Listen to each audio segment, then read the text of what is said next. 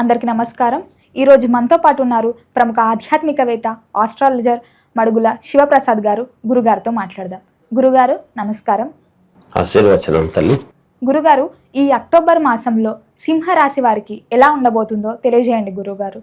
శ్రీ మహాగణాధిపతయ నమః. ఐం మహాసరస్వత్యే నమః. శ్రీ లలితాంబికాదేవియే నమః. సింహరాశి వారికి ఈ అక్టోబర్ మాసమంతా ఎలా ఉంది అంటే చాలా బాగుంది, యోగవంతముగా ఉన్నది, చాలా యోగవంతముగా ఉందని చెప్పాలి. సహజముగా 1-2 అలా ఇలా ఉండటం అనేటువంటిది సర్వసాధారణం కదా. ఈ మాసంలో వీళ్లకు మామూలుగా శారీరకమైనటువంటి శ్రమ అనేటువంటిది ఎక్కువగా ఉంటుంది. శ్రమకు తగినటువంటి ఫలితం, రాబడి కూడా అలాగే ఉంటుంది. అలాగే సోదరుల మధ్య ఏదైనా వివాదాలు ఇలాంటివి ఉండేటువంటివి గనక గతములో ఏమైనా ఉంటే ఈ మాసంలో అవన్నీ క్లియర్ అయ్యి అందరూ కలిసికట్టుగా ముందుకు వెళ్ళేటువంటి పరిస్థితులు గోచరిస్తూ ఉన్నాయి. అలాగే స్థిరాస్తులకు సంబంధించినటువంటి విషయాలలో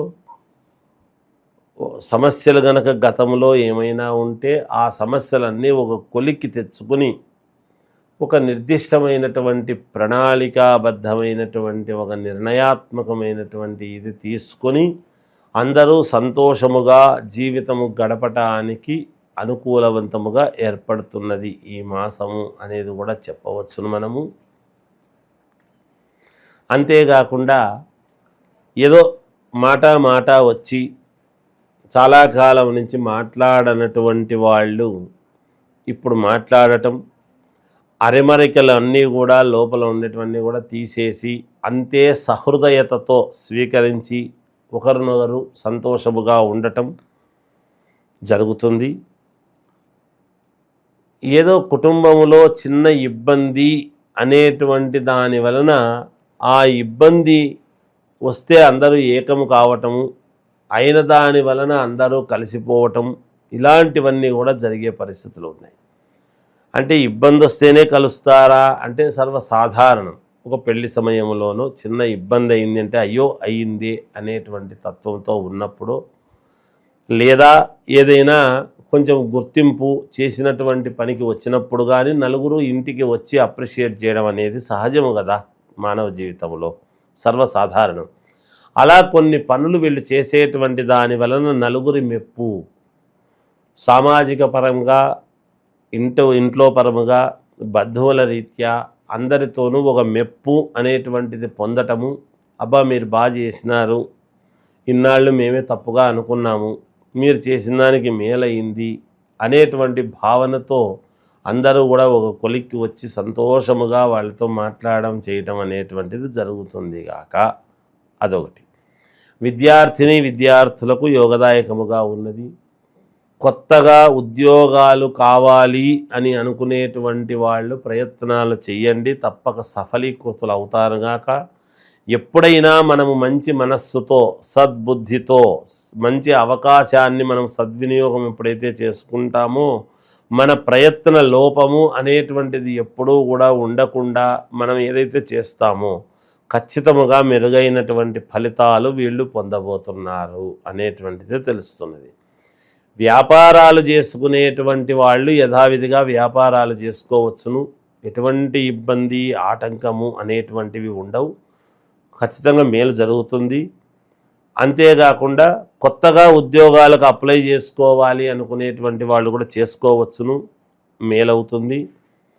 విదేశాలకు వెళ్ళాలి అని అనుకునేటువంటి వాళ్ళు ఒక నిర్ణయం తీసుకొని దానికి కావాల్సినటువంటి ఏర్పాట్లు అన్నీ కూడా చేసుకోవచ్చును. సహజముగా అందరికీ అన్ని రకాల వాళ్లకు బాగానే ఉంటుంది. వాళ్ళ యొక్క లగ్నం ఏమిటి, ఏ లగ్నంలో పుట్టారు, నేను ఏ లగ్నంలో పుట్టాను, ఎందుకు నాకు ఇట్లా జరుగుతుంది అని కనుక ఒక్కసారి వీళ్ళు కనుక ఒక ఆలోచన చేసుకున్నారు అంటే సొల్యూషన్ వాళ్ళకే దొరుకుతుంది.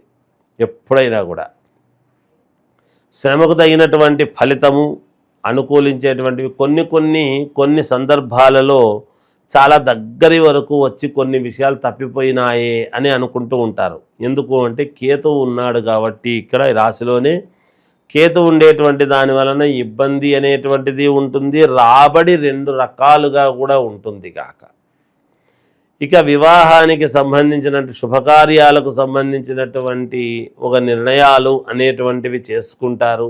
ఎప్పుడు చేయాలి ఏమిటి అనేటువంటి విషయముగా అవి పని దగ్గరికి వస్తుంది, మనం ఎప్పుడు చేస్తే బాగుంటుంది అనేటువంటి ఆలోచనలతో నలుగురి సహాయ సహకారాలు తీసుకొని ముందుకు వెళతారు.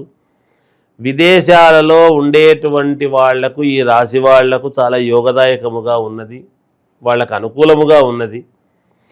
ఏది ఏమైనా వ్యక్తిగతమైన జాతకం అనేది చాలా అవసరము. దాన్ని బట్టి మీకు నచ్చినటువంటి వాళ్ళ దగ్గర మీరు చూపించుకోవచ్చును, యోగంగా ఉంటుంది గాక. సమిష్టిగా ఒక పని అని చేస్తూ ఉన్నప్పుడు ఒక నింద లాంటిది కానీ ఈయన ఇలా చేశాడు అలా చేశాడు అనేటువంటి మాట అనిపించుకోవటము కానీ ఇవన్నీ ఉంటాయి. కానీ వాటి వల్ల పెద్దగా ఇబ్బంది అయ్యేదైతే ఏమి ఉండదు, సహజము కదా, ఏదో వస్తుంటుంది పోతుంటుంది జీవితం అన్న తర్వాత. అంత చిన్న చిన్న దాంట్లకే అంతా ఏదో అయిపోయింది ఇబ్బంది అవుతుంది అని అనేంతటి పరిస్థితి అయితే ఎంత మాత్రము ఉండదుగాక, బాగానే ఉంటుంది. అయినపోయిన వాళ్ళు, బంధువులు, తెలిసిన వాళ్ళు, స్నేహితులు అందరూ వీళ్లకు మద్దతుగానే నిలబడతారు. ఎటువంటి ఇబ్బంది లేకుండా వీళ్ళ యొక్క స్వచ్ఛత, వీళ్ళకు ఉండేటువంటి కమిట్మెంట్ను బట్టి వీళ్లకు మనము అనుకూలిద్దాము అనేటువంటి భావనతో ఇల్లంతా కూడా అనుకూలవంతముగానే ఉంటారు గాక, ఎటువంటి ఇబ్బంది ఉండదు. విద్యార్థులకు యోగదాయకముగా ఉన్నది, అనుకూలవంతముగా ఉన్నది. ఇక మామూలుగా భూముల వలన, మామూలుగా ఈ డబ్బు దగ్గర భూముల వలన కొంచెం ఆచితూచి అడుగు వేస్తే బాగుంటుంది వీళ్ళు. ఎందుకంటే చిన్నపాటి ఏదో గొడవలాగా జరిగే అవకాశం ఉంటుంది. సరే తప్పదు, డబ్బు వ్యాపారాలు అన్న తర్వాత చిన్న చిన్న గొడవలు లేకుండా ఎక్కడా ఉండవు. అది ఏమి పెద్దగా ఎలా వచ్చిందో గొడవ అలాగే వెళ్ళిపోతుంది గాక, ఎవరేమి ఇబ్బంది పడక్కర్లేదు, అనుకూలవంతముగానే ఉన్నది, అన్ని రకాల యోగవంతముగా ఉన్నది. రాజకీయాలలో ఉండేటువంటి వాళ్లకు దైవానుకూలము వలన ఒక పదవి వచ్చే యోగము కూడా ఉంటుంది గాక వీళ్లకు. అయితే ఎటువంటిది ఏమిటి అనేది వాళ్లకు ఉండేటువంటి సోర్స్ను బట్టి వాళ్ళు ఆలోచన చేయాలి. రుణాలు ఏవైతే ఉన్నాయో అవి తీర్చుకోగలుగుతారు గాక. గురుగారు, మొత్తం మీద ఈ మాసంలో సింహరాశి వారికి ఇంకా అనుకూలంగా ఉండాలంటే ఎలాంటి పరిహారం చేయమంటారు? సింహరాశి వారికి ఇంకా అనుకూలవంతమైనటువంటి ఫలితాలు కావాలి అని అనుకునేటువంటి వాళ్లకు వీళ్ళకి కావాల్సింది ఏమిటంటే ప్రత్యక్ష నారాయణ స్వామి అంటే శ్రీ మహావిష్ణువును ఆరాధించాలి. తప్పకుండా వీళ్ళకు జయం కలుగుతుంది గాక. జయోస్తు. ధన్యవాదాలు గురూజీ.